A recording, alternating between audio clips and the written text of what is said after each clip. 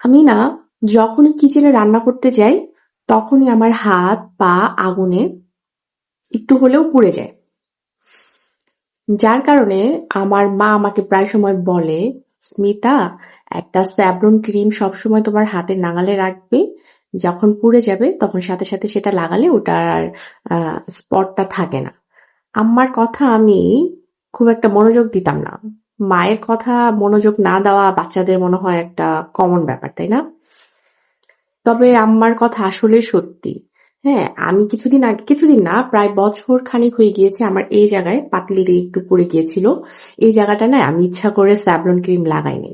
আর অন্যান্য যে হাতে পুড়ে যায় সেটাতে আমি স্যাভলন ক্রিমটা লাগাই এবং দেখি সত্যিকার অর্থে আমার দাগটা আর থাকে না। হুম। এই রিসেন্টলি একটা পুড়ে গিয়েছিল এখানে। এটার দাগটাও মোটামুটি চলে যাচ্ছে।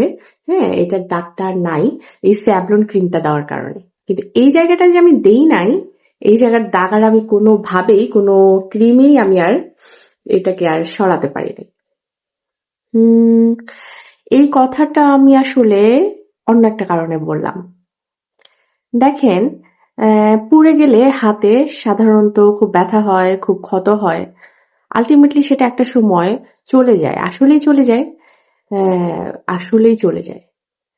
কিন্তু আমি একটা জিনিস খেয়াল করে দেখলাম, আজকে থেকে প্রায় আজকে থেকে প্রায় 12, 13, 14 বছর আগে আমাকে দেওয়া কিছু মানুষের কষ্ট, যেটা অদ্ভুতভাবে আমি কখনোই ভুলতে পারছি না।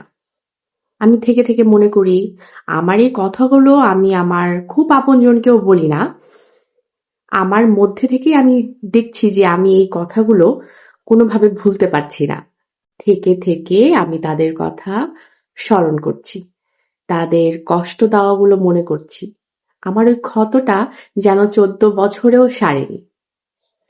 এরকম ক্ষত আমরা প্রায় সময় মানুষকে কথা দিয়ে, কর্ম দিয়ে দিয়ে থাকি। যেটার ক্ষত হয়তো তারা কখনো সারাতে পারে না।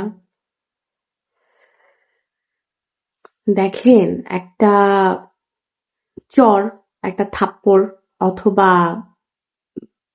কিছু ব্যথা, শরীরের কোনো ক্ষত চলে যায়, কিন্তু এই ক্ষত যাচ্ছে না, যায় না, মানুষেরও যায় না, অনেকেরই যায় না।